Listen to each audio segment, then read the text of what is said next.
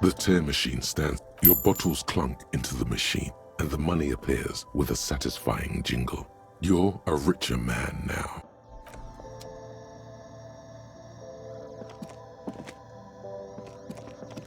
The tear machine stands in the corner.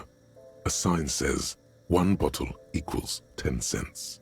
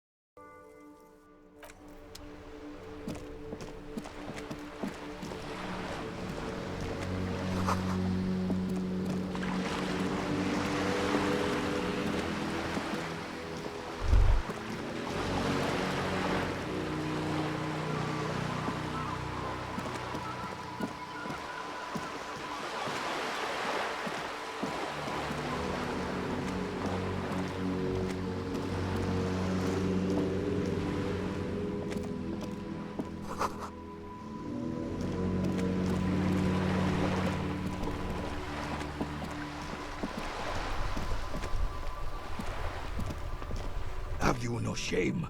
Whining about your back every time you bring out the measuring tape. René, you're a man with a fork in a world of soup.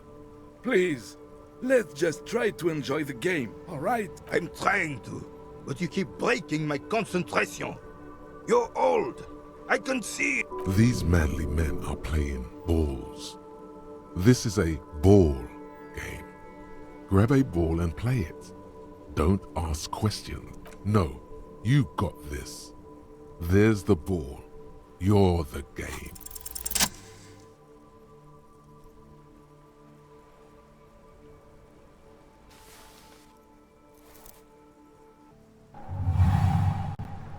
You are immediately surprised by the ball's lack of weight. No matter, you'll make it work. The cold metal ball is surprisingly smooth against your neck. It has a pattern on it, probably a sponsored ball. Yours would only be covered. Already your muscles are adjusting to the weight, the nervous system calibrating, until you and the ball have... A chilly breeze ruffles your hair as you stand there, feet firmly planted. All sounds, smells, even the wind, everything fades until the only thing left is the union of men, an embodiment of pure motion, a fine-tuned locomotor running at maximum efficiency.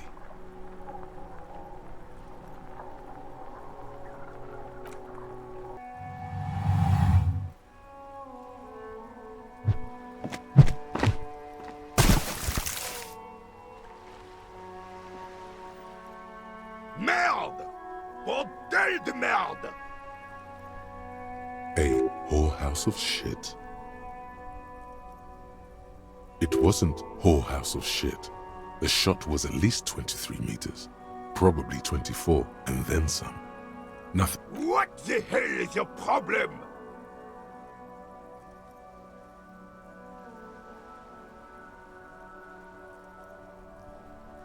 I don't care if you are a cop. You do not just ruin someone's game. It's so goddamn disrespectful.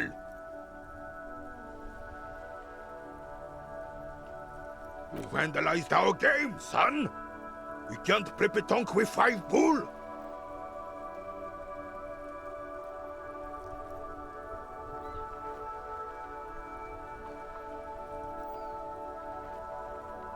No, we are not good God damn it!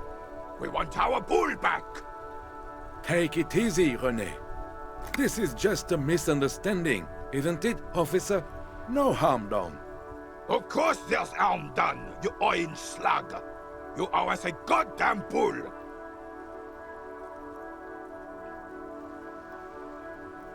Good. Mistakes are forgiven, when men at least try to right their wrongs. I believe you will try. Now why did you approach us? Yes, why did you come here?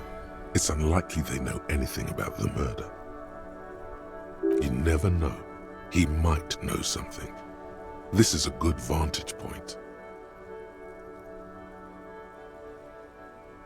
Unfortunately, I don't. Unlike most of the locals, I have no qualms about assisting law enforcement, but this affair has passed me by completely. In Martinez, the Union is the law, so can you really blame them? Cop is a pejorative term.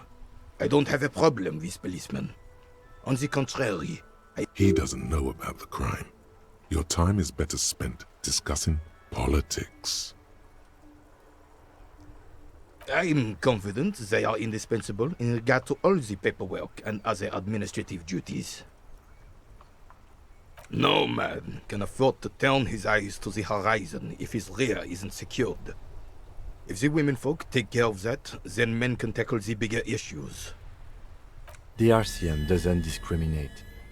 Women are held to the same standards as men, and as reflected in the quarterly statistics, are equally effective. Unlike men, they also have to deal with the very same mentality you two are displaying right now.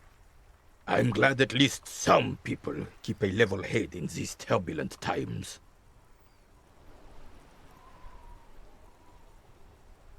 Unfortunately, I don't. In Martinez, cop is a... He doesn't know about the crime. Your time is... If I knew, I... 'Tis true, sire. He knows nothing. Yes.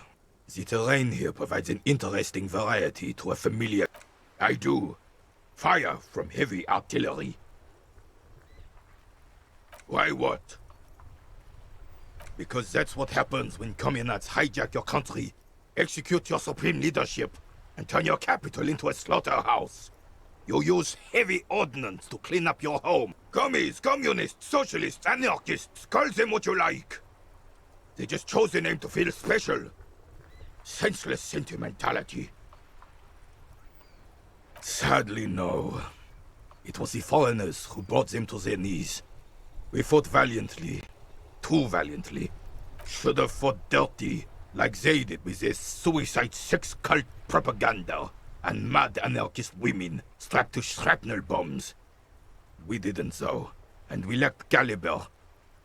God bless him, but this... It was probably a bit more complicated than that. Because this place is a damn beachhead. Had to soften the commies up first. Yes, the military coordinated amphibious landing to take back Revachol. Martinez was used as one of the 3 footholds in Revachol during Operation Deathblow in 08. The other 2 are off in Stella Maris. This here is Blood Ground, where coalition boots first made landfall and cleaned those rabid dogs out. Most likely, we're playing pétanque on their mangled corpses. Blood ground. You got old René going there. Like he isn't hungry enough already. Don't get me wrong, officer. I hate those foreign dogs, but the enemy of my enemy and all that. They're the lesser evil. Damn right, son. They laid the fire of hell on the city before they stormed it. And it worked, too. The rest of the city got cleaned up, but Martinez they keep as a monument. And now the Union Socialists are practically running the place. Well, it's your own damn fault. You, we, the coalition, Revachol, whoever you want to blame, never finished the job. You don't even begin to truly understand the players on the table, let alone the specific circumstances surrounding the... Thinking men have opinions on these things. Present one.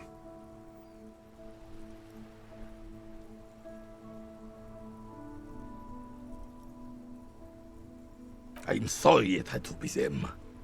After 8 years of fighting those hyenas, boiling cats for food and drinking piss in the mountains, I would have preferred if the Right Honorable King Guillaume returned through Revachol, or even if that damn clan Frisell had risen from... Instead, all that is just, holy, and beautiful in the world was wiped away, and now it's neon signs with toothpaste ads everywhere. Foreign influence peddling garbage and stupid music on the radio. This is just what the commies wanted. This was their plan all along. This is what they wanted to replace the role of the suzerain with. It doesn't. That was 100 years ago. Ain't got nothing to do with anything. Damn Frisell. He was the king we couldn't protect. The Carabineers failed him, and the crown. He died in the hands of the Hyperlay. He slouches as he says that. It makes him smaller, admitting they left the king to the mob. A true king in both blood and mind led Revachol before Frisell. He would have been better, but the damn commies drove him into exile. Some manner of self-deceit is present in his thinking. Sounds like this Guillaume abandoned him. The suzerain is the king! Has everyone forgotten already?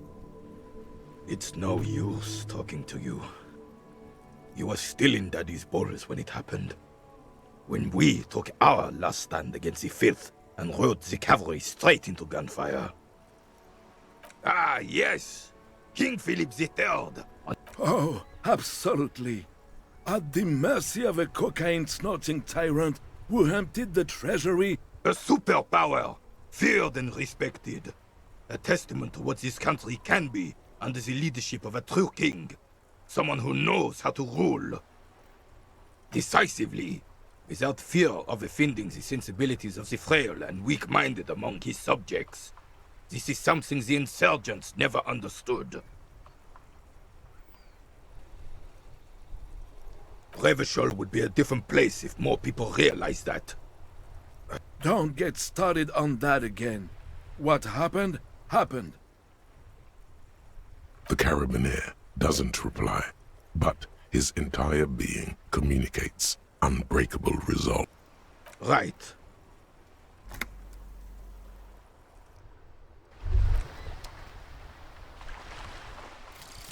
Lonesome, long way home. Here we go. Home awaits. Walk past Station 41 and through the market, past the Boogie Street spearhead to the other side of the lake, the frozen eye at the center of the district. Then past the video rental store on the corner. There, at the end of a street lined with pine trees, a small house no larger than a matchbox. 11 Voyager Road. You no longer live there. Those times are...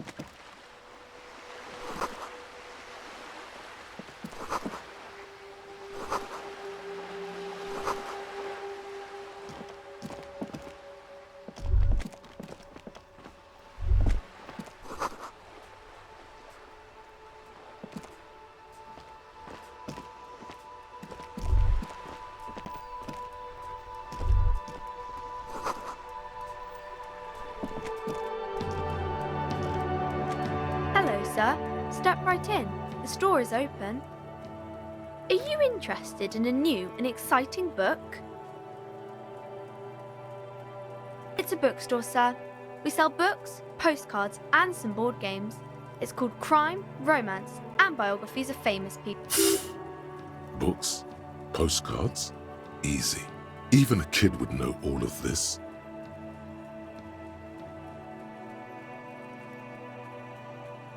Don't be a fool. As an expert, it's your duty to tell what you know to everyone. Sir, are you okay? You've been standing here silently for a while now. Okay, sir. I'll try to answer any questions you have. I hope they're about books. My name is Annette, sir. My mum, her name is Plaisance. She owns the store. She's inside minding the register or organising the stock. Feel free to step in and browse our wares. I'm signalling that the store is open. Otherwise, people might not know. They'd miss out on the crime, romance, and biographies of famous people. Thank you, sir. I'm happy to help Mum out with the store. My name is Annette, sir. My mum, her name is Plaisance. Feel free to step in and browse our... I do my studies at home at the moment. I have to help Mum keep this place running. School? Well, mine is a big yellow building on Boogie Street, and the people there run it. They say it's a charity. Mum says it's necessary to do both because it builds character. Mum says a proper worker is dutiful. That's how you get ahead. There is stress and unease behind these words. She's reciting etiquette. Mum says it's peachy. She was a little afraid at first. There's talk about this house being cursed. Cursed in the way that makes them say that no business has ever really thrived here, sir. That they all go... Exactly, but we've been doing fine so far. They shouldn't be, but they seem real. Anyhow, they say that these grounds are doomed for businesses. Of course, sir. Crime fiction is about murders or burglaries or things like that, and the work of a policeman or a private detective who's trying to solve a crime and catch the criminals. And it's kind of like a puzzle too. You can guess who the criminal is or how the good guys are going to catch him. You don't look much like a policeman.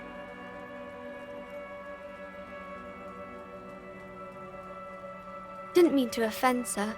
Sorry, sir. It's just that you don't look like Dick Mullen.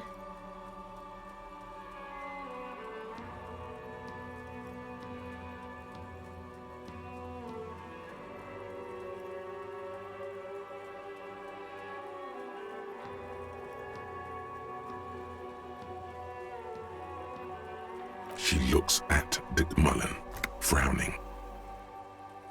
He isn't even drawn right.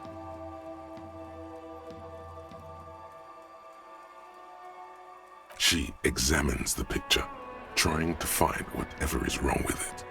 She then shrugs and puts the book aside, unconvinced. Sure you can, sir.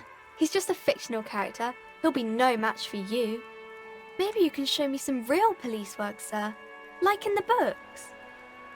It's the type of book where there's a rich lady and she has to choose between the good man and the bad man.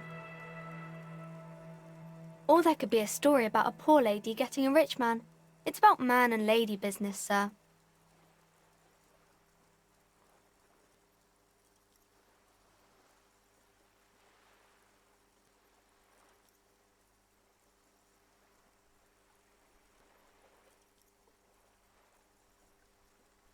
I haven't read many of those. Maybe you should ask Mum.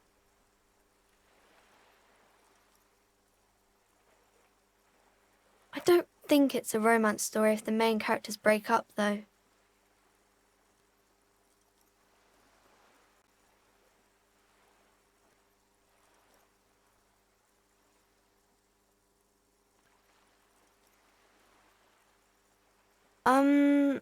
No, I don't know.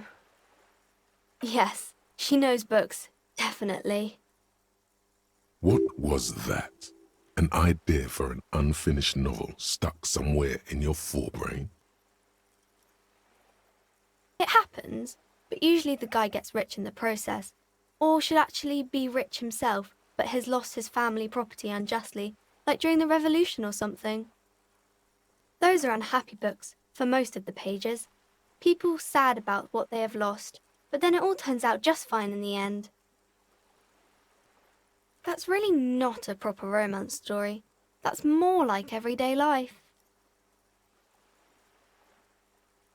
Not in romance books, sir. These are about nice and pretty people, and everyone is happy in the end. These are not very common. You can't have a choice between bad and bad. Nobody wants to read a story like that.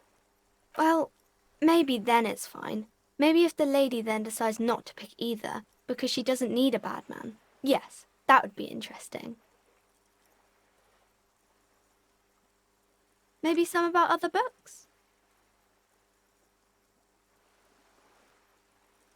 Oh, kings and queens and generals of old, or artists and writers, or musicians, those kinds of people. There's usually something extraordinary. I think that's why people read them, to find the secrets of their fame. Seems like most people who read those books fail to get more famous from reading them.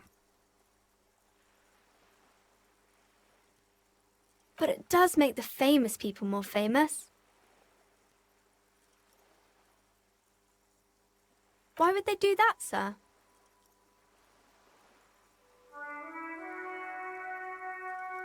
That's so cool.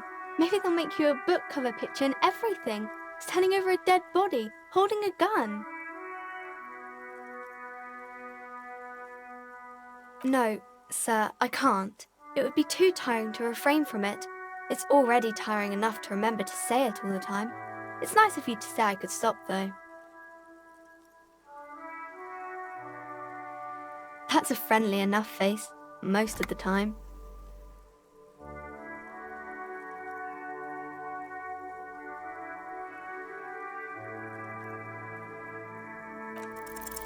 The girl keeps her hands folded, hidden. Why is that? What do you mean, sir?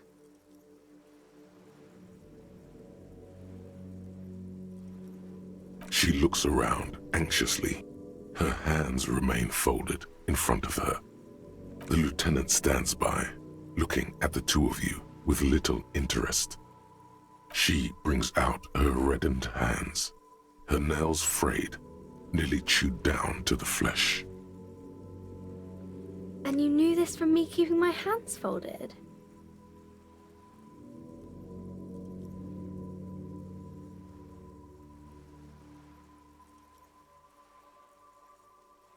Well, that proves nothing. Anyone could do an easy deduction like that.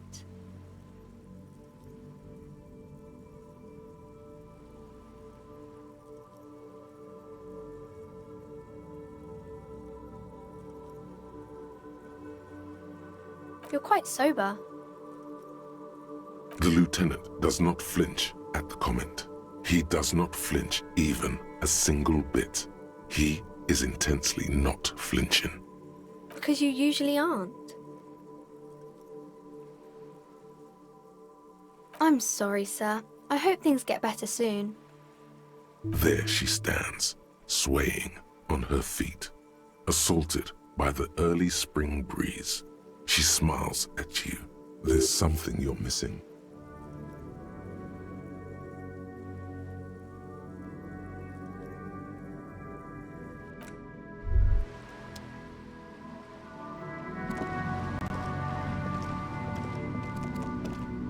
As you turn, a bright light catches your eye, making you squint.